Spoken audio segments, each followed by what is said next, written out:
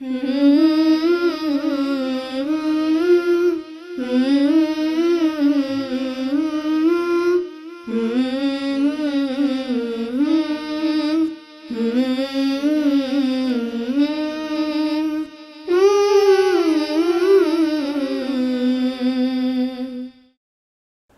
علیکم ورحمۃ اللہ وبرکاتہ۔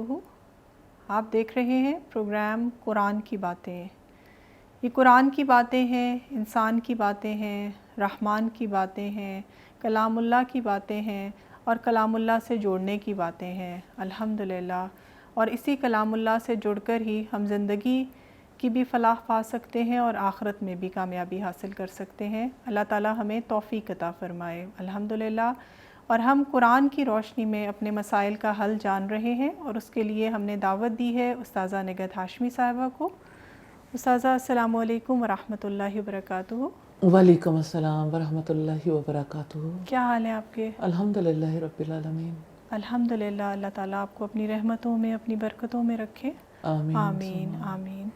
استاذہ، آج جس مسئلے کی طرف یا جس موضوع پہ ہم آج بات کریں گے بہت ہی اہم موضوع ہے، اور آج کے دور کا ہماری چاہے وہ ینگ جنریشن ہے یا پھر مڈل ایج لوگ ہیں یا پھر ہماری اولڈ جنریشن ہے، شاید یہ سب کا ہی مسئلہ ہے، اور ہم ضرور چاہیں گے کہ آپ اس پرابلم کی طرف ہماری رہنمائی بھی کریں کہ استاذہ یہ جدید دور ہے، ٹیکنالوجی کا دور ہے۔ ہم دیکھا کرتے تھے پہلے کہ کبھی کبھی ٹی وی کے اوپر کچھ پروگرامز آتے تھے جو سب فیملی مل کر دیکھتی تھی، اور جو کوئی بھی دیکھ رہا ہے ہر ایک کو پتہ ہوتا تھا اور سب مل جل کے انجوائے کیا کرتے تھے۔ لیکن with the passage of time جیسے جیسے ٹیکنالوجی نے ترقی کی ہے، اب ایسے گیجٹس ہمارے ہاتھوں میں آ گئے ہیں جو ہماری تنہائیوں کے ساتھی بن گئے ہیں، اور تنہائی میں آپ کو پتہ ہے کہ جب کوئی دیکھنے والا نہ ہو اور جب کوئی آبزرو کرنے والا نہ ہو اور جب انسان تنہا ہو، اور چاہے وہ رات کی تنہائی ہے یا وہ دن کے اجالے کے اندر انسان کی تنہائی ہے، تو وہ گناہ جو شاید کچھ عرصہ پہلے انسان کرتے ہوئے جھجکتا تھا، تو ابھی جو ہے بہت سارے ایسے گناہ ہیں جو کہ کر جاتے ہیں۔ تو استاذہ، یہ تنہائیوں کے اندر اللہ کی نظروں کا احساس جو ہے یہ کس طرح سے محسوس کیا جائے، یہ شاید آج کے وقت کی بہت بڑی ضرورت بھی ہے، اور ہمیں سمجھنے کی بھی ضرورت ہے، اور اس کے لیے شاید ایفرٹس بھی کرنے کی ضرورت ہے۔ تو استاذہ، قرآن ہماری اس کے بارے میں کیا رہنمائی کرتا ہے؟ ساتھ یہ بڑا اہم سوال ہے، اور ریلی یہ زندگی کا سوال ہے، اور جیسے کسی نے کہا، امجد اسلام امجد نے کہا کہ زندگی کے پرچے کے سب سوال مشکل ہیں، سب سوال لازم ہیں۔ تو یہ زندگی کا جو پرچہ ہے نا، اس میں انسان ناکام ہونے جا رہا ہے، اور ریلی اس کا بہت بڑا سبب ہماری تنہائیاں ہیں۔ تنہائی میں انسان گاڈ فیئرنگ کیسے ہو سکتا ہے؟ اللہ تعالیٰ کا خوف اس کے دل میں کیسے سما سکتا ہے؟ مجھے ضرور آپ سے ایک منظر شیئر کرنا ہے، وہ منظر جو ایک باپ اپنے بچے کے دل و دماغ میں بٹھا رہا ہے، اور منظر بھی کیسا ہے؟ ایک چھوٹا سا ذرہ ہے جو کبھی کسی چٹان کے نیچے ہے، بچہ سوچتا ہے چٹان کے نیچے کا ذرہ ہے، پھر کبھی وہ زمین پہ پڑا نظر آتا ہے، کبھی وہ آسمانوں میں گردش کرتا ہے، خلاؤں میں، فضاؤں میں، سیاروں کے درمیان، اور پیچھا کرتے کرتے کرتے ایک بچہ محسوس کرتا ہے یہ ذرہ تو کہیں چھپ نہیں سکتا۔ مجھے ضرور لقمان حکیم کی بات آپ کے سامنے رکھنی ہے، کیسے انہوں نے اپنے بیٹے کو سمجھایا، یا بنیا، اے میرے چھوٹے بیٹے، ان تک مثقال ذرۃ من خردل، اگر کوئی رائی کے دانے کے برابر ذرہ کسی چٹان کے نیچے ہو، زمین پر ہو یا آسمانوں میں ہو، اللہ تعالیٰ اسے لے آئے گا۔ سبحان اللہ، کیا مثال ہے! بے شک اللہ تعالیٰ لطیف بھی ہے، باریک بھی ہے، پوری خبر رکھنے والا۔ میں جب اس کو امیجن کرتی ہوں نا تو میری عقل دنگ رہ جاتی ہے کہ ایک ذرے کے پیچھے بچے کا دماغ لگا دیا. ایک بچہ بھی اس سے سیکھ سکتا ہے, نوجوان بزرگ تو بہت عمدہ طریقے سے اسے امیجن کر سکتے ہیں. کتنا چھوٹا سا ہوتا ہے رائی کا دانہ. رائی کا دانہ ہے, کہیں چھپنے کے لیے جگہ تلاش کر رہا ہے, پتھروں کے نیچے نیچے نیچے نیچے اور نیچے. کہاں چلا جائے؟ جہاں بھی جائے گا اللہ تعالیٰ کو موجود پائے گا.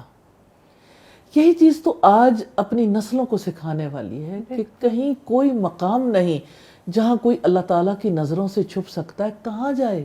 اس زمین پر چلا جائے جو اللہ تعالیٰ نے نہیں بنائی, جہاں اللہ تعالیٰ کی نظریں دیکھتی نہیں ہیں, اور وہ کوئی زمین نہیں ہے.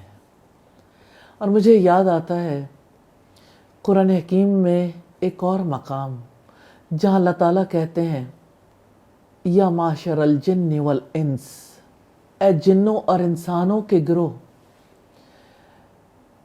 اگر تم طاقت رکھتے ہو کہ زمین کے کناروں سے نکل بھاگو, بھاگ دیکھو. نہیں بھاگ سکتے, اس کے لیے بڑا زور چاہیے. اس سے چھپ نہیں سکتے, بھاگ نہیں سکتے. پھر کیا کریں؟ سرنڈر کر دیں, سر جھکا دیں, مان لیں وہ دیکھتا ہے, حساب لے گا. جب ہم اس کی نظروں میں ہیں, انسانوں کی نظروں میں ہوں, تو ہمارا رویہ بدل جائے. تو مالک کائنات کی نظروں سے کیوں نہ رویہ بدلے؟ تبدیلی یہیں سے آتی ہے. یہ تبدیلی کا نقطہ آغاز ہے. یہ یقین صبح و شام مسلسل دلانا چاہیے. اس کی وجہ سے انسان کی زندگی میں بہت تبدیلی آ جاتی ہے. اور ریلی کسی بچے پہ اپلائی کر کے دیکھیں, بچے کا ذہن اس خوبصورتی سے بھاگتا ہے, پتھروں کے نیچے اس ذرے کو امیجن کر کر کے زمین پر بھاگ رہا ہے, بھاگ رہا ہے, بھاگ رہا ہے, اور اللہ تعالیٰ دیکھ رہا ہے, دیکھ رہا ہے, دیکھ رہا ہے, دیکھ رہا ہے. اور آسمانوں میں چلا گیا, یہ مریخ ہے, یہ سورج ہے, یہ سولر سسٹم ہے, آگے بھاگ جاؤ, یہ گیلیکسی, اگلی گیلیکسی. ایک ذرہ ہے جو آسمانوں میں خلاؤں میں پھر رہا ہے, اور وہ چھپ نہیں سکتا. تو بندہ بھی چھپنا چھوڑ دیتا ہے, کیونکہ وہ جانتا ہے کہ میری تنہائی میں جہاں مجھے کوئی نہیں دیکھتا, میرا رب دیکھتا ہے. ریلی یہ بہت بڑی تبدیلی کے لیے نقطہ آغاز ہے. الحمدللہ ایک بار ہم نے ایک تجربہ کیا تھا اللہ تعالیٰ کے بصیر ہونے کے حوالے سے. جب قرآن مجید سے پڑھا تو ہم نے اسائنمنٹ دی کہ آپ مختلف ایسی جگہوں پر جہاں پر اللہ تعالیٰ کا خوف فیل نہیں ہوتا, صرف یہ لکھا ہوا لگا دیں, اللہ تعالیٰ دیکھتا ہے. تو لوگوں نے اپنے ایکسپیرینسز شیئر کیے کہ جب ہم نے ٹی وی پہ لگایا, جب ہم نے موبائل پہ لگا دیا, جب ہم نے فلاں جگہ لگا دیا, ہر جگہ پہ لوگوں کے اندر یا تو ریاکشن پیدا ہوا, یا یہ کہ لوگوں نے کہا کہ اس کو اتار دو, یا لوگوں نے پھر وہاں سے اٹھنے میں عافیت محسوس کی. یعنی اپنی صورتحال پہ جمے نہیں رہ سکے. یہ شعور انسان کو اس جگہ پہ رہنے نہیں دیتا کہ اللہ تعالیٰ دیکھتا ہے. اللہ تعالیٰ کے دیکھنے کا احساس ہی تو بندے کو بدلتا ہے. الحمدللہ. تو ایک باپ نے اپنے بیٹے کے دماغ میں یہ چیز بٹھائی. میں اللہ تعالیٰ سے دعا کرتی ہوں یا اللہ ہم سب کو توفیق دینا اپنی نسلوں کو یہ یقین دہانی کروا سکے. آمین آمین. ہمارے بڑے بھی اسی کو سوچیں اور ہمارے چھوٹے بھی اسی کو سوچیں. آمین. تو استاذہ یہ آپ نے بہت قیمتی بات کی کہ اللہ تعالیٰ کے دیکھنے کا جو احساس ہے نا, اور یہ کہ ہم کہیں بھی دنیا میں چلے جائیں اللہ کی نظروں سے چھپ نہیں سکتے, یہ احساس جتنا راسخ ہوتا چلا جائے گا اتنا ہی ہمارا عمل جو ہے وہ بہترین ہوگا انشاءاللہ تعالیٰ. انشاءاللہ. استاذہ جیسے گناہ جب انسان کرتا ہے, اور چاہے وہ تنہائی کا گناہ ہو اور چاہے وہ اوپن گناہ ہو رہا ہو, تو اس کا ریکارڈ بھی تو بنتا چلا جاتا ہے. اچھا, انسان ہمیشہ وہ چیز جو ریکارڈ ہو رہی ہو اس سے خوف کھاتا ہے نا. آج کی دنیا میں تو ریکارڈنگ سے, اور ویڈیو ریکارڈنگ ہو یا آڈیو ریکارڈنگ ہو, بہت زیادہ یہ کامن ہو گیا کہ اس سے لوگوں کو بلیک میل بھی کیا جاتا ہے. تو انسان اپنا جو ریکارڈ ہوتا ہے نا گناہوں کا, چاہتا ہے کہ وہ بھی مٹ جائے. تو جو ہم گناہ کرتے ہیں استاذہ، چاہے وہ ڈھکے چھپے کرتے ہیں یا سامنے کرتے ہیں، کیا ان کا بھی ریکارڈ بنتا ہے؟ انسان جو کچھ کرتا ہے وہ اعمال نامے میں تو جاتا ہے، جیسا کہ قرآن حکیم میں آتا ہے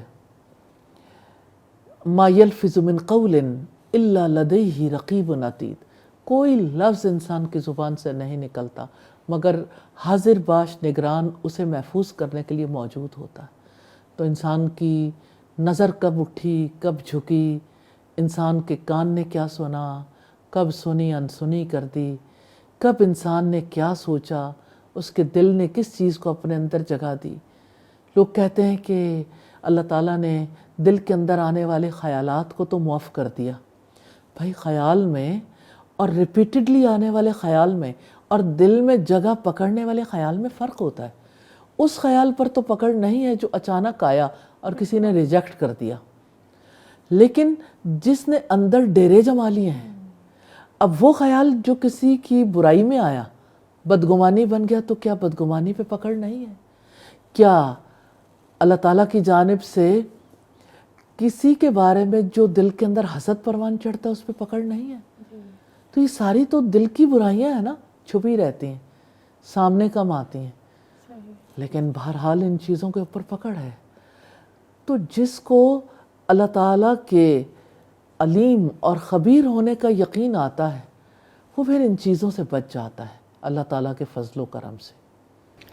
تو استاذہ جیسے ابھی بات ہو رہی تھی کہ گناہوں کا ریکارڈ بنتا ہے اور مسلسل ہمارا اعمال نامہ جو ہے وہ اس کے اندر ریکارڈ بنتا چلا جا رہا ہے، تو اس کو کوئی مٹانے کا بھی ذریعہ ہوتا ہے؟ کوئی ایسا عمل ہے کہ جس کی وجہ سے جو لکھا گیا ہے یا جو گناہ ہو گیا ہے وہ مٹا دیا جائے؟ ہم ضرور آپ سے اس کے بارے میں جانیں گے اور گفتگو کا یہ سلسلہ آگے بڑھائیں گے۔ ابھی ایک چھوٹے سے وقفے کا وقت ہے، ہم ملتے ہیں بریک کے بعد۔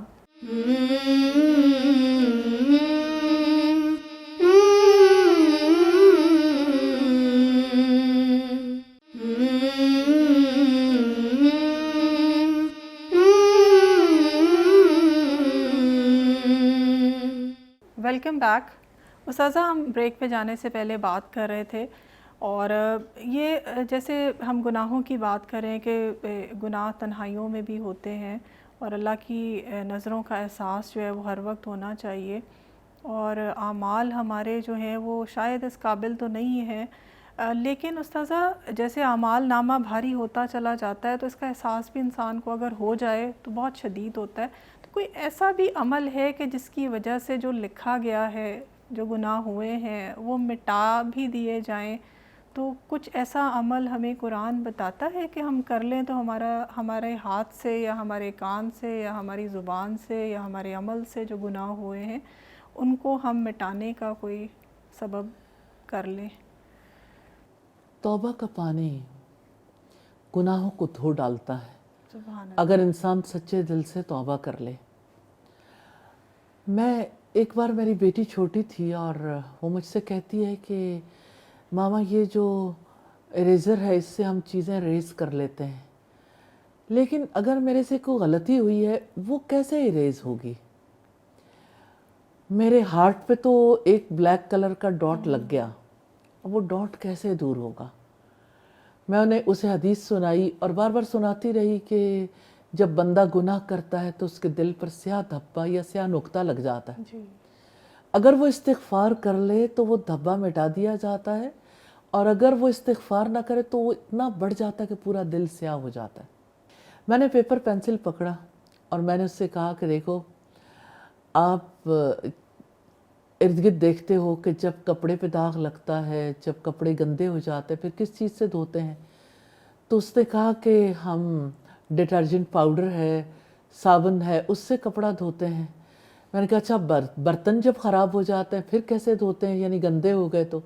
اس نے کہا برتن دھونے والے لیکوڈ سے یا سوپ سے دھوتے ہیں۔ میں نے کہا اچھا ٹھیک ہے، تو آپ یہ بتاؤ کہ اگر دل خراب ہو گیا، اس کے اوپر نقطہ لگ گیا، تو اب آپ ڈٹرجنٹ پاؤڈر لگاؤ گے، شیمپو لگاؤ گے یا کوئی سوپ لگاؤ گے، کیسے دھو گے؟ اس نے کہا ایسے تو دل سارا خراب ہو جائے گا۔